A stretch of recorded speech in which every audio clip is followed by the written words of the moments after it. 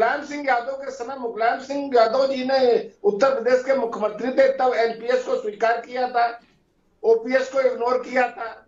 उसके बाद दोबारा मायावती जी ने भी उसे स्वीकार किया, उसके बाद माननीय अखिलेश जी ने भी स्वीकार किया। तो कहने का मतलब है कि लगातार समाज भारतीय जनता पार्टी को छोड़ करके समाजवादी पार्टी और बहुजन समाज पार्टी इसके पक्ष में रही है। नहीं। अचानक ये कैसा हो गया? राघवेंद्र भाई एक बात कहता हूँ, ऐसा तर्क ढूंढो सब लोग। मैं सारे प्रवक्ताओं से कहूंगा कि सारे प्रवक्ता मेरे मित्र हैं और मेरे हृदय के बहुत करीब है किसी पार्टी को। ऐसा तर्क ढूंढिए जो आपका झंडा बुलंद कर दे, मजबूत कर दे। एक मेरी उत्तर सुन लो, कहां पर कमजोरी है मैं वो बता देता हूं। अंग्रेज ये कहते 1857 में कि आज हम आए हैं जो आज तुम विरोध कर रहे हो, जब आए थे तब कहां थे? ये तर्क नहीं। या 1947 में फिर वो बोलते माउंटबेटन कि अब विरोध कर रहे हो, उससे पहले के सो रहे थे। ये तर्क नहीं। एक दूसरी बात मैं कहूंगा, आपने कहा मुलायम सिंह, मायावती, अखिलेश यादव, हम सब तथ्य जानते मित्र। एक चिट्ठी नॉर्थ एवेन्यू में योगी जी जब एज एमपी यहां थे तो हम लोगों ने लिखवाई थी मनमोहन सिंह के नाम, योगी जी से इन लोगों को दिलवाई थी, जिसमें उन्होंने कहा था पुरानी पेंशन ही ठीक है और वही देनी चाहिए, हर कीमत पर वो लागू की जाए, होगी इनके बंदूक पास। तो मसला केवल मायावती का ही नहीं ना मित्र, योगी जी भी लिखे थे भाई। और उन्होंने कहा था हम पूरे तौर से कर्मचारियों के साथ खड़े। राघवेंद्र जी अब देखिए अमिताभ जी, मेरी बात अगर आप पूरा हो जाने देते तो हमें लग रहा है कि कंटेंट आ जाता। जी कहिए भैया। देखिए विषय ये है कि आज की तारीख में अखिलेश यादव इतना ज्यादा उत्तेजित क्यों है? कभी बिजली फ्री करने की बात करते हैं, कभी पुरानी पेंशन लागू करने की बात करते हैं। निश्चित रूप से वो समझ गए हैं उत्तर। अमिताभ जी एक मिनट प्लीज, ठीक भैया, आपसे निवेदन कर रहा हूं भैया। निश्चित रूप से उनको लग रहा है उत्तर प्रदेश की जो गेंद है वो हमारे पाले से निकल चुकी है, अब उत्तर प्रदेश से हम आने वाले नहीं है। मैं जा रहा हूं 2012 के इनके घोषणा पत्र पे, इन्होंने 3 बातें बहुत ही मेरे लिए अखिलेश यादव या भाजपा उतनी महत्वपूर्ण चीज नहीं। राघवेंद्र भाई एक मिनट, मेरे लिए भाजपा सपा बसपा उतनी महत्वपूर्ण चीज नहीं। ये लोग पार्टियां नहीं थी तब भी देश था, देश तब भी रहेगा जब पार्टियां नहीं रहेंगी, इसलिए ये टेम्परेरी फेज है। रास्ता महत्वपूर्ण होता है, उसमें चलने वाला ऑटो महत्वपूर्ण थोड़ी ना मित्र, ना बस महत्वपूर्ण है। उत्तर प्रदेश महत्वपूर्ण है। पार्टियां जाने कितनी आई और गई, पार्टी का क्या मतलब ना, पार्टी का मसला नहीं है। अमिताभ जी बात होने देंगे मेरी जी। देखिए मैं ये कह रहा हूं, मैं इनके जो है जिस प्रकार से ये राजनीतिक कलाबाजी करते हैं, मैं 2012 के घोषणा पत्र पे जाना चाहता हूं। इन्होंने 3 विषय जो है जनता के समक्ष रखे थे।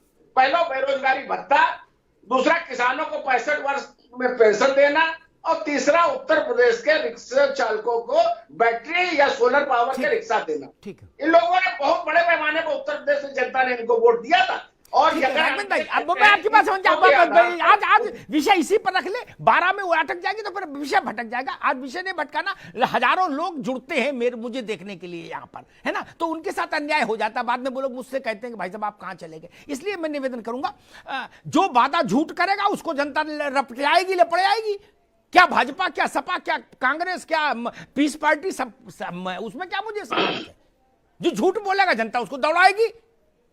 और अब जनता भी बदल रही है। मैं आ रहा हूं फखरुल हसन के पास, और अब जनता भी बदल रही है। इसीलिए मैंने शुरू में कहा था कि कोरोना चला भी जाए तब भी प्रचार डिजिटल रखना उसी में अच्छा है। इस वक्त 2 गज की दूरी बहुत जरूरी, कोरोना चला जाए तब भी। माहौल देख लो प्रचार का क्या हो रहा है। तो जनता सक्षम है मित्र, वो हिसाब जनता कर लेगी। जो झूठ बोलेगा उसका कुर्ता फट रहा है और फटेगा। दोस्तों, अब तक आपने जितनी भी टीवी डिबेट देखी होंगी न्यूज चैनल्स पर पुरानी पेंशन बहाली मुद्दे पर, तो आपने जितने भी बीजेपी प्रवक्ताओं को सुना होगा, तो उसमें ज्यादा से ज्यादा मतलब 99% जो बीजेपी प्रवक्ता आते हैं वो हमेशा यूपीएस और एनपीएस की बड़ाई करते हुए नजर आते हैं। लेकिन पुरानी पेंशन बहाली के बारे में जब बात किया जाता है उनसे कि भाई क्यों नहीं दिया जा सकता पुरानी पेंशन, तो वो पहले बात तो डिफेंड नहीं कर पाते हैं। और जब ये बोल दिया जाता है न्यूज़ एंकर के थ्रू या विपक्षी सरकार के थ्रू या जो भी संगठन का अध्यक्ष है उनके थ्रू कि आप फिर क्यों ले रहे हो पुरानी पेंशन स्कीम का लाभ? क्या आपके लाभ लेने से देश पर बोझ नहीं पड़ेगा?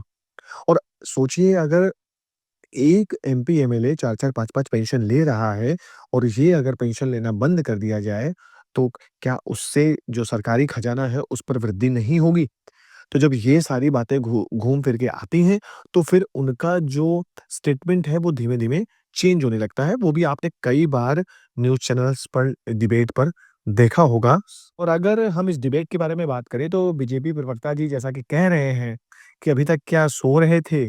पहले क्यों नहीं याद आया? कांग्रेस की सरकार थी, माननीय अखिलेश यादव जी की सरकार थी, उस टाइम पे ये मुद्दा क्यों नहीं उठाया गया? तो देखिए, जवाब पत्रकार अमिताभ अग्निहोत्री जी ने एकदम स्पष्ट दिया कि अंग्रेज जब आए थे तो उन्होंने ये चीज़ तो नहीं बोली कि भाई पहले क्यों नहीं विद्रोह किया या पहले क्यों नहीं इस बारे में बोला, अब क्यों बोल रहे हो?